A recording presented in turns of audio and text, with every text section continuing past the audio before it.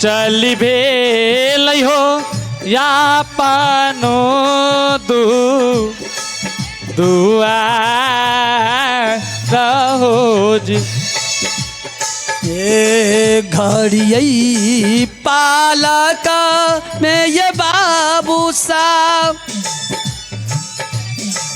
आपनो ये वरिया ये जुमालम